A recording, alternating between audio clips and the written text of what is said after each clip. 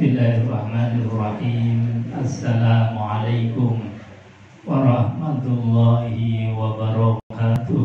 Waalaikumsalam warahmatullahi wabarakatuh. Bismillah. Innal hamdalillah nahmaduhu wa nasta'inuhu wa nastaghfiruh.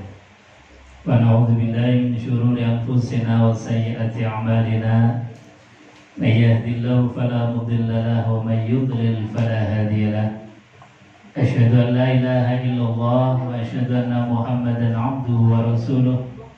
Allahumma shalli wa sallim ala sayyidina Muhammad wa ala alihi wa sahbihi ajma'in. Rabbi shrah li sadri wa yassir li amri wa hlul 'uqdatam min lisani yafqahu qawli. Ibu-ibu jamaah pengajian yang dimuliakan Allah, wabil khusus pengurus majelis ta'lim napa niki namanya? Al-Hikmah. Mudah-mudahan sedaya jamaah angsal hikmah saking Allah Subhanahu wa taala. Amin Allahumma amin. Sesepuh bini sepuh niki enten Mbah Uti luar biasa. Sugeng Mbah Uti sehat ya? Alhamdulillah. Oh, alhamdulillah luar biasa. Insyaallah kita bareng-bareng Mbak Uti di surganya Allah. Amin Allahumma amin. Beliau menjadi inspirasi kita. Kita yang muda jangan kalah sama beliau. Beliau ngajinya rutin, meskipun sudah sepuh selalu hadir. Itu artinya mengajarkan kepada kita mencari ilmu itu tanpa batas. Napa Bu? Mencari ilmu tanpa batas. Kanjeng Nabi Muhammad SAW dawuh, "Thalabul ilmi minal mahdi ilal lahdi."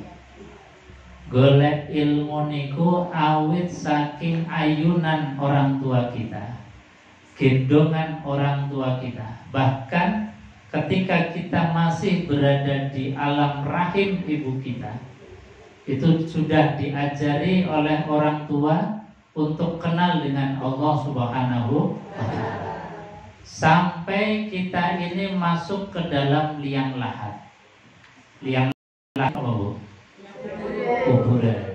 Makanya biasanya kalau ada orang meninggal dunia, Pak Modin itu setelah dimasukkan ke dalam kubur, kemudian diajari, wahai si fulan, si fulana, nanti kalau ada malaikat datang, tanya siapa Tuhanmu, maka jawab dengan tegas, Tuhanku adalah Allah. Itu namanya talqin. Jadi sejak kita ini berada di ayunan orang tua sampai kita masuk ke dalam liang lahat, jangan pernah untuk berhenti belajar. Alhamdulillah sore hari ini kita bisa hadir di majelis ilmu, majelis taklim. Ini kelihatan seperti bidadari-bidadari surga semuanya. Seragamnya bagus. Seragamnya baru ya? Nah, baru. Alhamdulillah. Jadi kayak bidadari semuanya. Jadi saya di sini seperti di tengah-tengah surga yang ada bidadari. Alhamdulillah wa syukrulillah. Jadi sore hari ini bukan hanya bidadari yang hadir, tapi memang kita kata Kanjeng Nabi Muhammad Sallallahu Alaihi Wasallam, kita ini berada di raudhatan min riyadil jannah, berada di taman-tamannya surga. Apa itu tamannya surga? Kata baginda Rasulullah SAW, majelis ilmu, majelis zikir. Jadi ketika kita menghadiri majelis zikir, ketika kita menghadiri majelis ilmu, sejatinya kita sudah berada di serambi surganya Allah. Tinggal sejengkal lagi kita masuk ke dalam surganya Allah. Saya kira ibu-ibu ini sudah baunya bau surga semua. Amin Allahumma amin. Hadirin jamaah yang dimuliakan Allah. Sore hari ini kita akan belajar sebagaimana yang didawuhkan oleh Kanjeng Nabi. Kanjeng Nabi dawuh takhallaqu bi akhlaqillah. Berakhlaklah olehmu sekalian dengan akhlaknya Allah Subhanahu wa ta'ala. Kenapa kita harus berakhlak?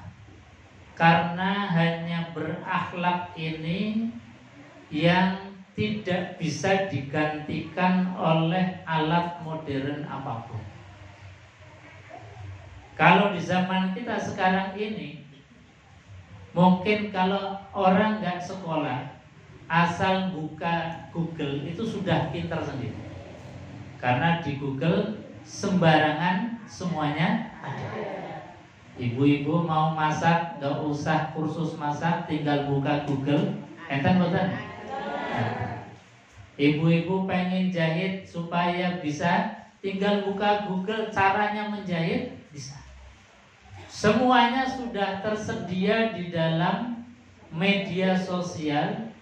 Semuanya sudah ada di dalam Google, YouTube, dan lain sebagainya. Kecuali yang tidak ada di dalam media sosial, dengan alat apapun itu adalah adab atau etika atau sopan santun. Karena sopan santun, etika itu butuh master, butuh contoh yang konkret. Kita nggak bisa hanya mencontoh lihat misalnya YouTube atau TikTok kemudian kita niru, nggak bisa. Harus ada masternya, harus ada contohnya. Siapa contohnya? Baginda Rasulullah Sallallahu Alaihi Wasallam. Karena baginda Nabi Muhammad Sallallahu Alaihi Wasallam adalah master, contoh, teladan bagi kita, maka mau tidak mau kita harus kenal dengan beliau. Kira-kira ibu-ibu kalau pengen nyontoh Nabi tapi kalau nggak kenal sakit boten? Boten sakit. Kita mau meniru misalnya presiden, tapi kita nggak kenal dengan presiden, nggak akan bisa niru. Kita bisa niru sesuatu yang bisa tergambarkan. Kanjeng Nabi Muhammad Sallallahu Alaihi Wasallam itu bisa kita contoh. Sebab apa? Kanjeng Nabi itu manusia.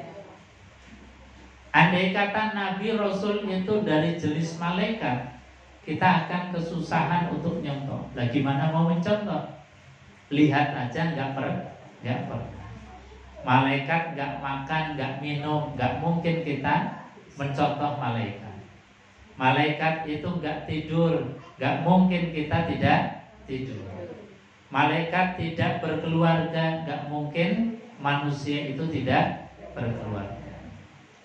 Makanya alhamdulillah bahwasanya Nabi yang menjadi contoh itu adalah dari jenis kita sendiri, yaitu namanya manusia. Maka ketika Nabi manusia, gampang kita untuk mencontoh. Oh, Nabi itu makan minum, cara makannya Nabi itu dengan tangan kanan. Cara minumnya Kanjeng Nabi sebelum minum, sebelum makan mengucapkan Bismillahirrahmanirrahim. Itu gampang untuk ditiru.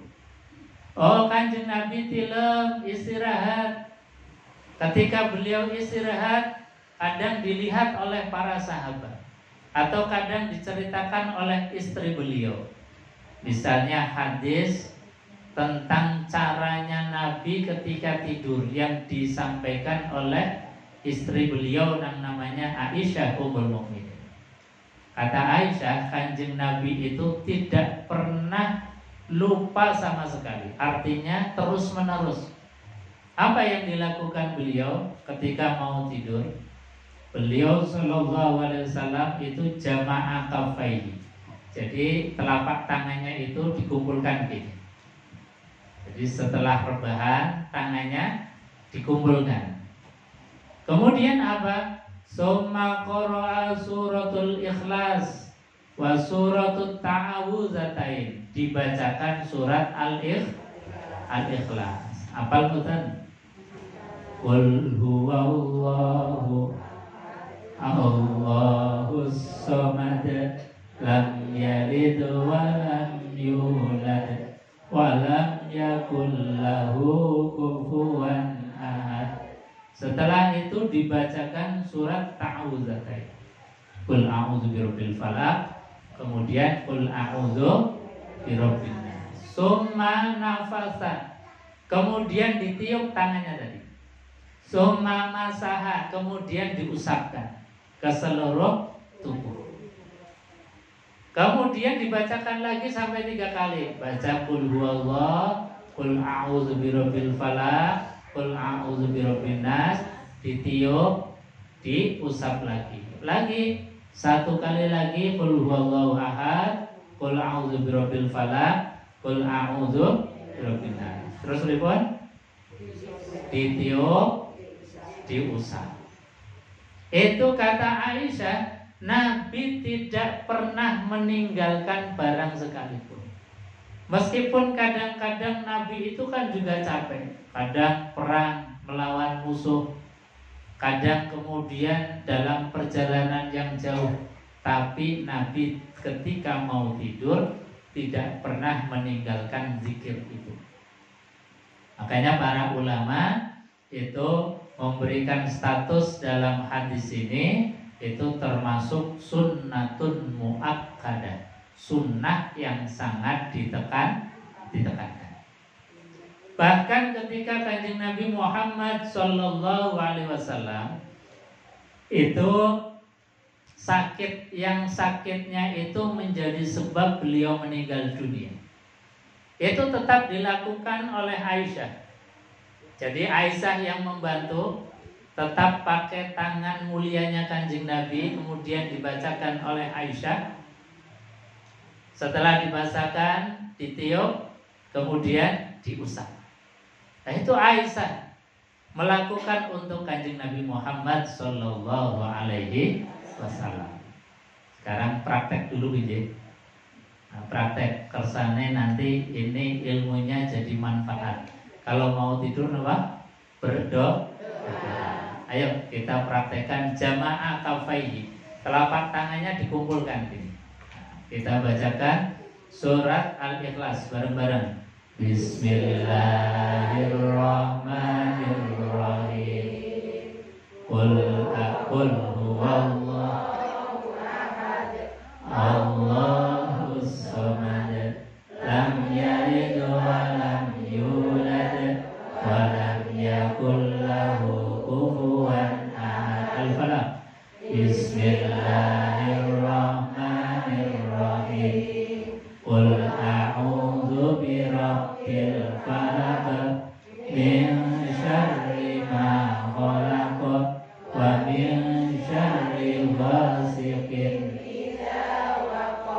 wa min syarri naffasati fil 'uqad wa min syarri hasidin idza hasad. Bismillahirrahmanirrahim. Qul a'udzu birabbin nas, malikin nas, ilahin nas, min syarril waswasil alladzi yuwaswisu fi sudurin minal jinnati wan nas. Kemudian apa? Itu monggo sarang-sarang.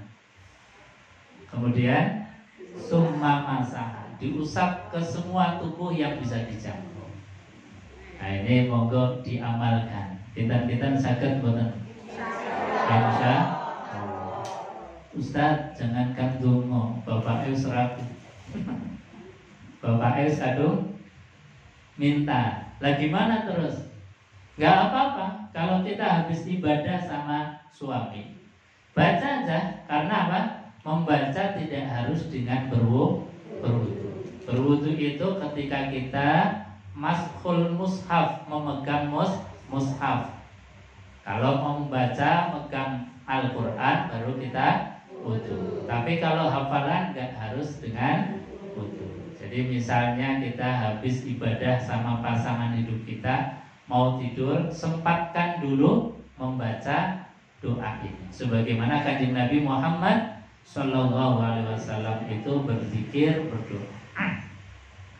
Lalu apa faedah dan keutamaannya? Kata kanjeng Nabi Muhammad Sallallahu Alaihi Wasallam, barang siapa yang sebelum tidur kemudian istiqomah dengan zikir itu, membaca surat Al-Ikhlas, membaca surat Ta'awudzatain dan diusapkan ke semua tubuh kita, maka kulit yang terusap oleh doa itu tidak akan pernah bisa terjilat oleh panasnya api neraka. Api neraka yang panasnya berkobar-kobar, panasnya yang luar biasa itu tidak akan bisa ndulit kulit kita, tidak akan bisa menghanguskan tubuh kita. Kenapa? Karena tubuh kita tiap hari itu dioleskan dengan Al-Quran. Nah, itu diantara fadilahnya. Maka karena ini adalah sesuatu yang luar biasa dan gak bayar, cukup dengan membaca Al-Ikhlas, Al-Falaq, An-Nas rutin, insya Allah kita termasuk orang-orang yang diberikan oleh Allah hijab atau penutup daripada panasnya api neraka. Amin Allahumma amin. Nah, niku kanjeng Nabi. Jadi gambarannya kanjeng Nabi itu dalam keseharian makan minum beliau tidak pernah menggunakan tangan kiri. Ketika kita makan menggunakan tangan kanan, minum dengan tangan kanan, itu sudah termasuk mengikuti kanjeng Nabi. Artinya apa? Saat kita minum dengan tangan kanan, saat itu juga kita dapat tiketnya surga. Kita dapat tiket di surga berbarengan dengan kanjeng Nabi. Ketika kita makan kemudian baca bismillah, maka saat itu kita menjadi manusia yang mulia di hadapan Allah. Amin Allahumma amin. Jadi bedanya orang yang bismillah dengan tidak bismillah itu bedanya jauh sekali. Kalau orang makan minum tanpa bismillah, nggak ada bedanya dengan kambing. Ada kambing yang mau makan bismillah? Ada sapi yang sebelum makan bismillah, Bu? Artinya apa? Ketika kita makan tanpa bismillah, podo karo sami kali nopo? Kambing, sami kali sapi, sami kali kerbu. Pengen boten? Mula kanjeng Nabi Muhammad Sallallahu Alaihi Wasallam mengajari kita sesuatu yang baik awalilah dengan Bismillahirrahmanirrahim. Itu langsung derajatnya keluar dari derajat bahaim, dari derajat hewan menuju kepada derajat kemuliaan di mata Allah Subhanahu wa ta'ala. Kenapa langsung loncatan kemuliaannya begitu luar biasa? Karena orang yang mengucapkan bismillah itu artinya sadar bahwa ingkang maringi toyo niku Gusti Allah, ingkang maringi skul Gusti Allah, ingkang saged maringi wareg nggih Gusti Allah, ingkang saged maringi nikmat nggih Gusti Allah. Artinya sadar bahwa kita sejatinya enggak punya apa-apa.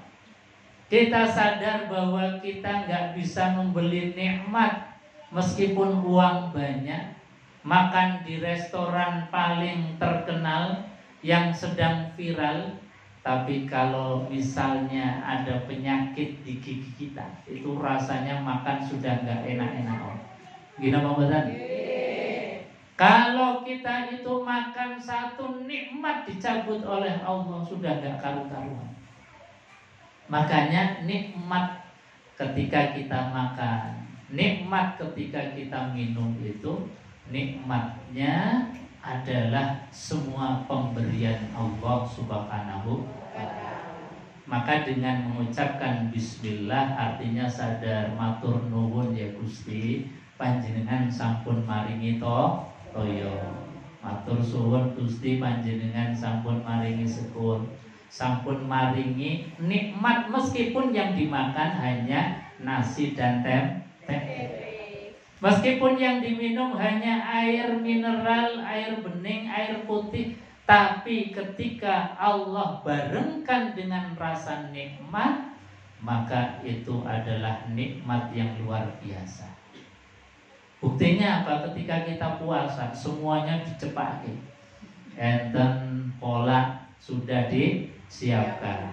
Ada lontong opor disiapkan. Ada es campur disiapkan. Buah disiapkan. Kira-kira semuanya dimakan betul? Kita ketemu dengan air putih saat puasa itu sudah nikmatnya luar biasa.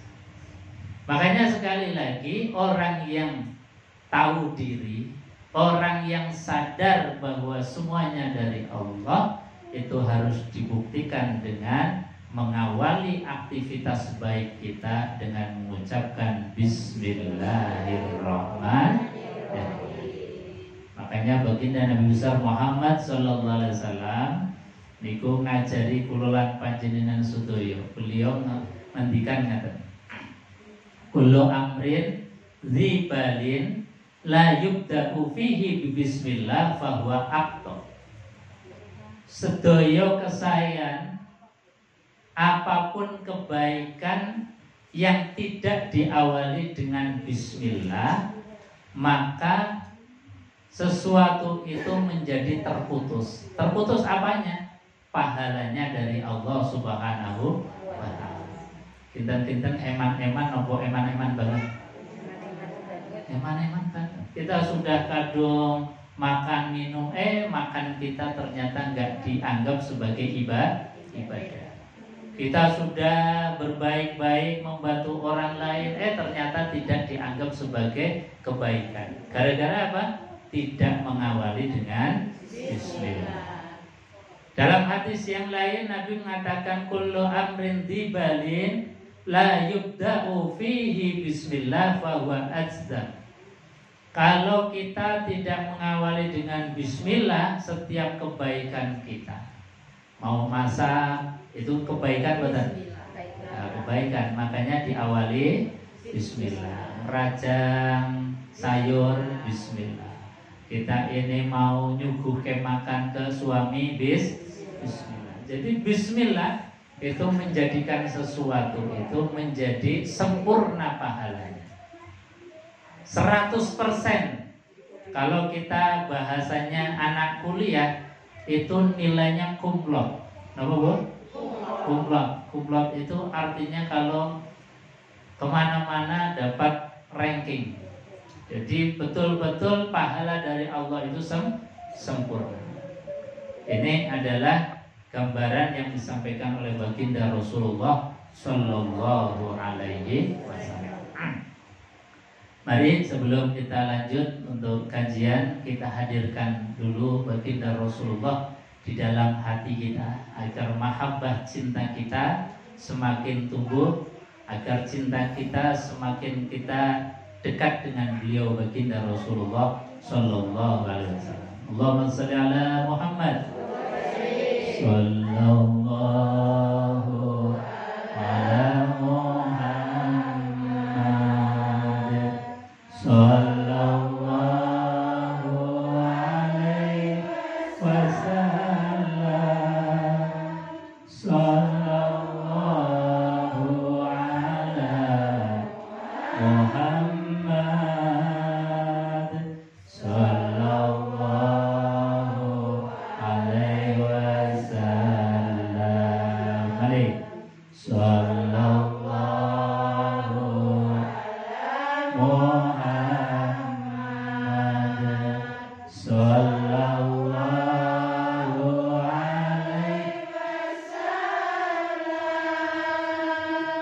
Sallallahu ala Muhammad.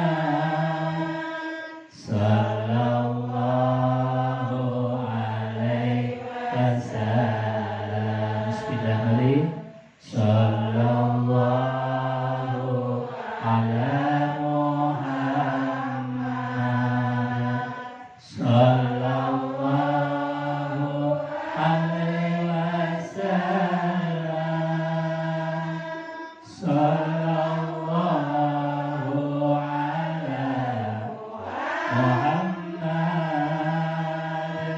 Sallallahu alaihi wasallam. Ibu-ibu hadirin jemaah yang dimuliakan Allah. Jadi baginda Rasulullah sallallahu alaihi wasallam bersabda, "Takhallaqu bi akhlaqillah." Berakhlaklah dengan akhlaknya Allah Subhanahu wa taala. Caranya gimana berakhlak dengan akhlaknya Allah? Allah kan punya sifat yang diterangkan di dalam Al-Asmaul Husna. Dan sifat Allah yang paling dominan itu adalah sifat yang ada dalam lafal Bismillah. Bismillah itu bukan Bismillahil Malikil Qudus, bukan Bismillahirrazzaqul Fattah, bukan Bismillahil Qahharul Jabbar, tidak. Tapi Bismillah itu apa? Bismillahirrahmanirrahim. Ketika kita menyebut asma Allah, itu yang disebut cuma dua sifat ini, Ar-Rahman, Ar-Rahim. Apa maknanya Ar-Rahman, Ar-Rahim? Ar-Rahman itu kalau diambil dari akar katanya, itu terdiri dari 3 huruf, Ro, Ha, dan Mim. Asal kata Rahimun menjadi Rahman dan menjadi Rahim, yang biasa diartikan sebagai yang maha pengasih, yang maha penyayang. Rahman atau Rahim itu sejatinya sesuatu yang sangat-sangat dekat sekali dengan kita. Bahkan ibu-ibu itu semuanya punya rahim. Punya nama? Rahim. Jadi rahim itu sejatinya sifatnya Allah. Sifat Allah yang penuh dengan kelemah lembutan, penuh dengan kasih sayang, penuh dengan kedamaian. Jadi panjenengan niku orang yang spesial. Ternyata dalam tubuhnya dititipi sifat Allah. Namanya apa? Rahim. Makanya jangan sembarangan. Rahim itu luar biasa. Peradaban umat manusia ini dibangun dari rahim. Gini apa betul? Kita itu ada dulunya dari rahim. Enten sing saking nopo? Langsung ujuk-ujuk lahir, kan boten enten. Semuanya dari rahim. Artinya apa ibu-ibu? Peradaban umat manusia yang sebegitu luar biasa, dari peradaban terkecil kita dalam keluarga, peradaban yang lebih luas dalam masyarakat, peradaban yang lebih luas lagi di dalam dunia ini, semuanya terlahir dari kasih sayang, terlahir dari rahim. Makanya tidak ada peradaban itu lahir dari peperangan, gak ada. Gak ada peradaban itu ada dari hasil pertumpahan darahnya. Makanya Kanjeng Nabi Muhammad Sallallahu Alaihi Wasallam itu ketika beliau tidak haji dari Madinah ke Mekah, itu di pintu Mekah di stop oleh orang-orang kafir Quraisy. Nabi dan rombongan yang jumlahnya 10.000 sekian sahabat. 10.000 niku kathah napa sekedhik banyak. Orang jauh-jauh dari Madinah mau ke Mekah, sampai di perbatasan Mekah itu nggak boleh masuk. Kira-kira kalau kita kecewa betul? Kecewa. Sama, Nabi juga kecewa, para sahabat juga kecewa. Kemudian akhirnya negosiasi. Ada perundingan yang dikenal dengan Sulhul Hudaybiyah atau perjanjian Hudaybiyah. Yang isinya perjanjian Hudaybiyah itu hampir semuanya itu merugikan kaum muslimin, merugikan Kanjeng Nabi Muhammad sallallahu alaihi wasallam. Hanya satu, yaitu apa? Adanya gencatan senjata, tidak ada pertempuran atau peperangan selama 10 tahun. Kemudian Islam boleh dibicarakan, diajarkan di mana saja. Meskipun semua item perjanjian itu merugikan kaum muslimin, tapi Kanjeng Nabi kemudian tanda tangan. Para sahabat sempat istilahnya tanya kepada Rasulullah, "Wahai Rasulullah, kenapa kita harus kembali ke Madinah? Bukankah kita dengan personil yang banyak, andai kata perang pun kita pasti akan menang?" Tapi tidak. Yang menjadi keputusannya Kanjeng Nabi. Kanjeng Nabi memilih jalan damai, memilih jalan tidak ada pertumpahan darah, bahkan memilih kembali ke Madinah setahun berikutnya, baru kemudian berangkat lagi untuk menunaikan ibadah haji. Barokahnya Kanjeng Nabi kemudian memilih jalan damai, jalan kasih sayang, jalan yang penuh dengan keakraban, penuh dengan kedamaian ini. Apa yang terjadi? Setahun berikutnya setelah Kanjeng Nabi itu datang kembali untuk haji, itu orang-orang Mekah yang asalnya kafir, bahkan memusuhi Kanjeng Nabi Muhammad SAW, mereka berbalik masuk Islam berbondong-bondong. Ibu-ibu kalau membaca surat An-Nasr, idza jaa nasrullahi wal fath wa ra'aitan nasa yadkhuluna fi dinillahi afwaja fasabbih bihamdi rabbika wastaghfir innahu kana tawwaba. Barokahnya sabarnya Kanjeng Nabi, barokahnya damai yang dipilih oleh Kanjeng Nabi, wa ra'aitan nasa yadkhuluna fi dinillahi afwaja. Maka kemudian dilihat orang-orang kafir yang tahun kemarin itu menghalangi Rasulullah masuk ke Mekah, mereka justru berbondong-bondong masuk Islam. Kenapa? Karena pendekatan rohimnya Kanjeng Nabi. Kanjeng Nabi itu pendekatannya dengan pendekatan kasih sayang. Makanya tidak ada peradaban yang dibangun dari gontok-gontokan, dari tukaran, dari peperangan, dari pertumpahan. Dan semua peradaban mulai dari rahim, mulai dari kasih sayang. Makanya kita membangun peradaban terkecil dulu, misalnya peradaban dalam rumah tangga. Tidak ada rumah tangga yang tidak dibangun dengan kasih sayang. Dulu ketika masa-masa ta'aruf atau bahasanya anak kita pacaran, itu semuanya rasanya senang, tidak kelihatan sesuatu yang kurang. Semuanya terlihat indah, semuanya sempurna. Baru setelah sehari, 2 hari sudah mulai kelihatan, oh ternyata bojoku gini.